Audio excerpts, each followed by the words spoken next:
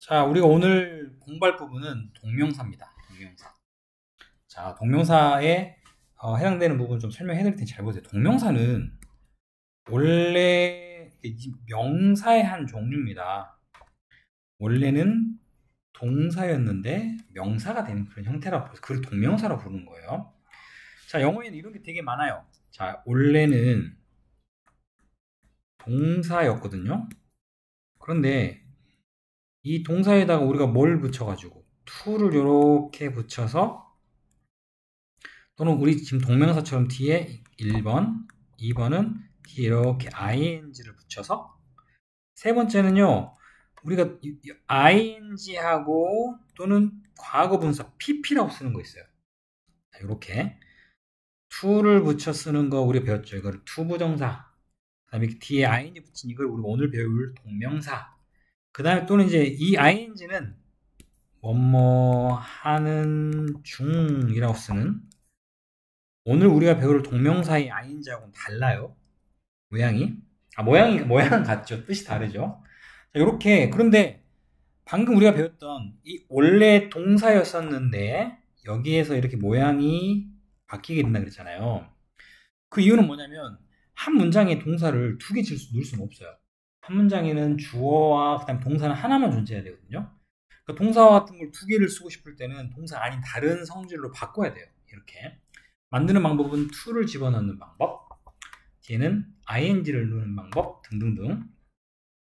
첫 번째 to를 넣으면 우리가 알다시피 동사가 뭘로 바뀌냐면 명사로도 바뀌고 또는 형용사로도 바뀌고 마지막으로 부사로도 바뀌어요. 얘가 이제 소위 말하면 원래는 뭐였는데 동사였는데 원래는 동사였는데 동사였는데 to를 넣는 순간 동사의 성질이 명사, 형용사, 부사로 바뀐다는 내용이에요. 또한 또 동사가 두 개 낼 수 없으니까 동사 뒤에다 이렇게 ing를 붙여 썼더니 얘는 이제 뭐가 되는 거야? 바로 명사로 사용이 되는 이런 역할이에요. 자, 그리고 세 번째는 우리가 앞으로 공부를 하겠지만 뭐뭐 하는 중이라는 이거 배웠죠? 현재 진행이요. 뭐뭐 하고 있는 중입니다. 할 때 쓰는 이 ing 같은 얘네는 역시 얘들도 동사였는데 동사가 아닌 다른 성질로 바뀌다 보니까 이렇게 쓰이는 얘네는 일단 첫 번째 형용사로서의 기능을 하고요. 또는 부사로서의 기능도 합니다. 그러니까 지금 원래는 다 뭐였어? 동사에서 시작돼서 무언가를 더 추가를 이렇게 함으로써 더 이상 동사가 아닌 다른 성질로 변환을 시키죠. 이렇게 되는 이 세 가지. 당연히 이거는 to 우리가 부정사라고 부르고 동사가 명사가 됐기 때문에 얘는 동명사라고 부르고 그죠? 세 번째는 우리가 이걸 뭐라 부르냐?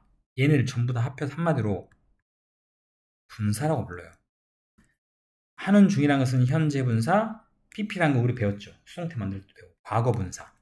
자, 이런 것들 이렇게 분사라는 세 가지 거로 바뀌는 얘네를 전부 토탈하여 우리가 뭐라 부르냐? 자, 1번, 2번, 3번의 성질로 원래 동사였던 모양이 이렇게 바뀌는 얘네들 다 총칭하여 준동사라고 부릅니다. 원래는 동사였는데 이렇게 바뀐다라는 그런 취지에서 준동사라는 이름을 갖게 됩니다. 여기까지 이해가 됐나요? 자, 이렇게 해서 우리가 사용하는데 그 중에 우리는 동사가 명사의 역할로 사용되는 동명사에서 공부합니다. 이 개념은 우리가 많이 이해가 됐죠? 자, 그럼 우리가 진짜 뒤에 나와 있는 형태로 가볼게요. 동명사로 우리 쓰이는 이 부분. 자, 일단 동명사는 아까 쯤에 선생님이 이 다른 ing에 대해서 얘기했죠. 다른 ing. 뭐뭐 하는 중이라고 쓰는 다른 ing 하나 있어요. 우리가 뭐뭐 하는 중입니다라고 많이 배웠던 여기에 쓰인 얘는 뭐라고 부른다고? 현재 분사라고 우리가 이름을 갖다 붙인 얘가 있고 똑같이 ing가 이렇게 붙었는데 얘는 구별하는 방법이 해석이 달라요. 해석이 뭐뭐하는 것, 뭐뭐하기. 여기서 끝나면 참 좋겠지만 하나가 더 있어요. 우리 투부정사 기억나요? 투부정사가 명사로 쓰일 때는 해석을 해야 됐어요.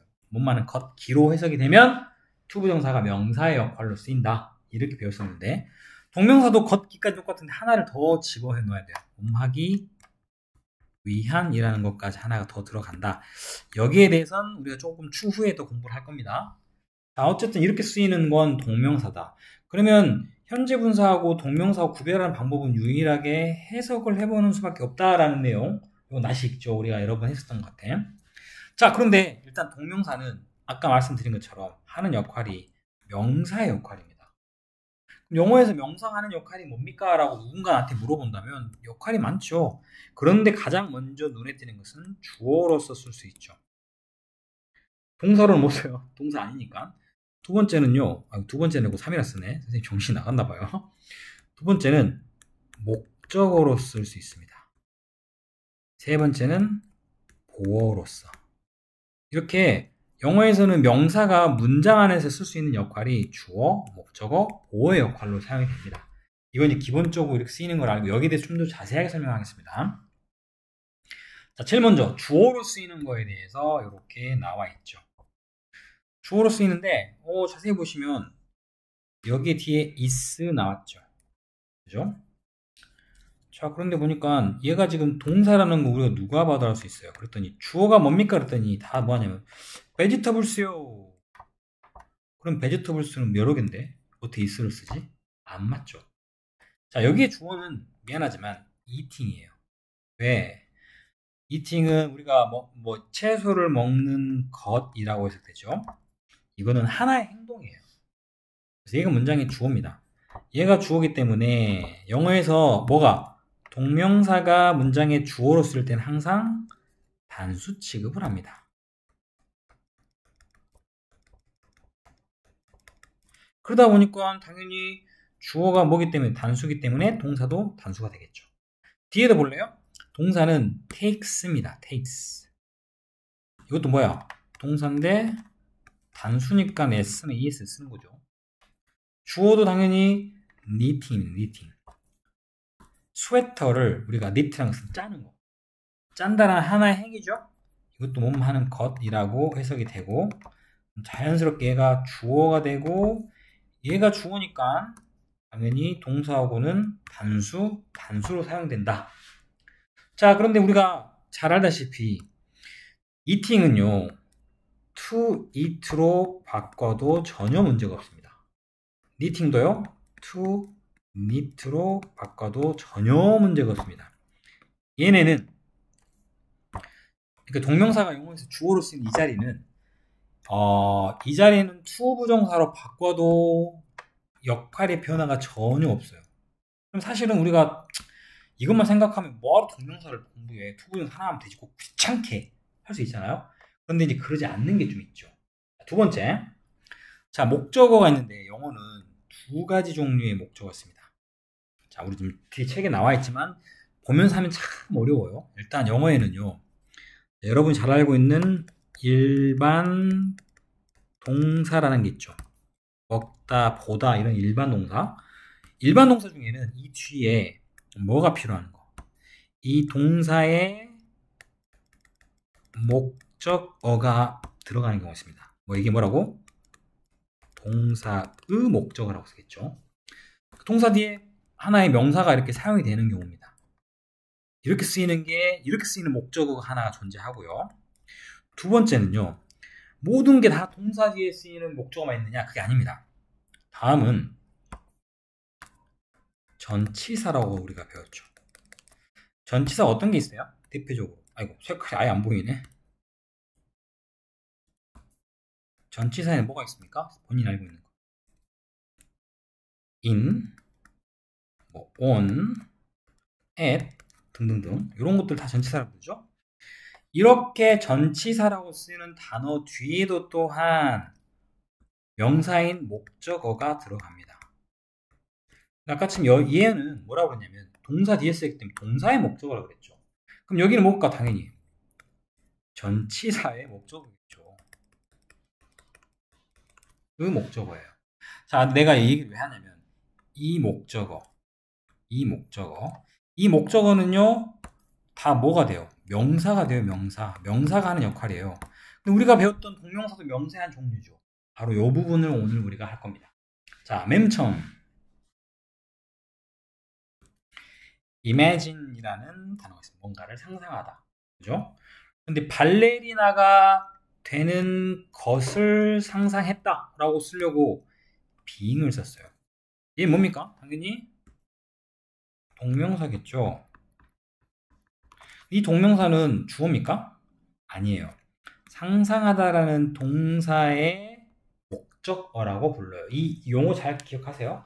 동사의 목적어라고 씁니다.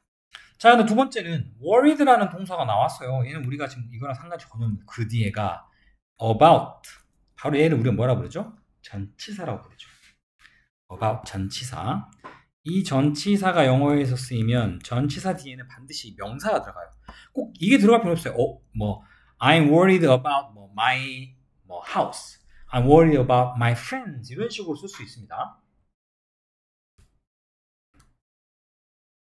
자, 이렇게 우리가 이 about라고 하는 얘를 전치사로 부르는데 영어에서 전치사 뒤에는 방금 말씀드린 것처럼 명사가 들어가요. 굳이 꼭 이러한 getting이 안 들어가고도 많이 일반 명사를 쓸 수 있는데 자, 중요한 건 이 자리, 이 getting up 이란 자리 해석은요, 내일 일찍 일어나는 것이라는 말로 해석되겠죠. 동명사는 원만은 것이라 해석되니까 전체를 넣으면 나는 아침에 내일 일찍 일어나는 것에 대하여 걱정된다 라는 말로 해석이 되겠습니다. 중요한 건 여기에 쓰여있는 이 getting이라고 하는 동명사가 보시다시피 전치사의 목적어 자리입니다. 전치사의 목적어 자리에 뭐가 들어간다고? 명사가 들어가 있는 자리에 이렇게 동명사를 썼습니다. 자, 그럼 아까쯤에 앞에 주어는 eating이라는 주어나 to eat는 같다 그랬죠. 그런데 그러면 아래도 똑같으면 우리가 이제 진짜 이건 배울 필요가 없어. 그런데 여기에 to be를 쓰면 얘는 틀립니다. 그리고 아래도 getting 대신에 to get을 쓰면 역시 이것도 틀립니다. 이유는 우리가 좀 뒤에서 배우겠지만 모든 동사 뒤에 목적어로 쓰이는 이 자리에는 다 투부정사나 또는 동명사만 쓸 수 있는 건 아닙니다. 그런데 imagine이라는 단어는 특이하게 그 뒤에 목적어로서 만약에 굳이 투부정사랑 동명사랑 둘 중에 써야 된다면 동명사만 써야 됩니다. 그러니까 위에서처럼 주어처럼 이렇게 바꿔 쓸 수 있는 게 아닌 거예요. 그럼 우리가 어쩔 수 없이 배워야 될 이유가 생겼죠, 동명사를. 두 번째, 이 전치사도 역시 그 뒤에 투부정사를 목적어로 취하는 게 어렵습니다. 물론 나중에 예외적으로 몇 가지 되는 게 있긴 합니다만 지금 우리는 그거를 생각하면 이제 헷갈리니까 머릿속에 정리하기에는 전치사 뒤에는 동명사를 굳이 쓴다 라고 정리하는 게 나을 것 같아요. 자, 아래도 보면 일단 여기는 keeping the promise. keep the promise는 약속을 지키다는 거죠. 그런데 앞에가 뭐가 있어요? for가 있죠. 전치사 뒤에 전치사의 목적어로 keeping 들어갔습니다. 근데 그 앞에 뭐가 있어요? not이라고 하는 부정어. 해석은 어떻게 돼? 나는 미안하다. 약속을 지키지 않는 것에 대해서라고 전치사의 목적어로 투부정사 쓰였지만 투부정사입니까? 전치사의 목적어로 아무도 문의가 안 하네. 동명사가 쓰였지만 동명사의 부정을 쓰는 경우는 동명사 바로 앞에 not을 쓰면 됩니다. 쉽죠? 자, 마지막 보호. 보호란 단어의 뜻 아시죠? 보호는 무슨 말입니까?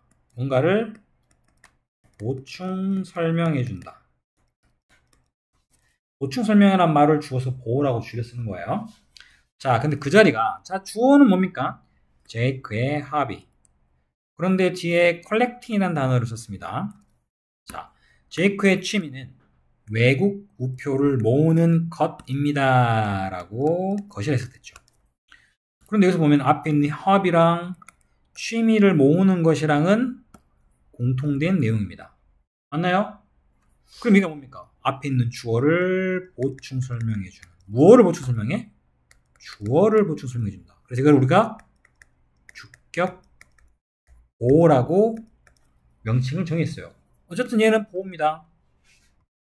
자, 그 아래 것도 보면 그녀의 직업은 야생동물들의 사진을 찍는 것이다라고 그녀의 직업과 야생동물 찍는 것 같다고 나왔죠. 역시 이것도 보호로 사용됩니다. 그런데 이 자리에는 아까 우리가 기억나시죠? 투부 주어로 쓰이는 것은 to it로 바꿀 수 있습니다. 그런데 동사의 목적어나 전치사의 목적어로 쓰는 거는 to 부정사로 바꿔 쓸 수 없는 것들이 여기에 나왔어요. 자, 세 번째로 보호는 얘는요 다행히 바꿔 쓸 수 있습니다.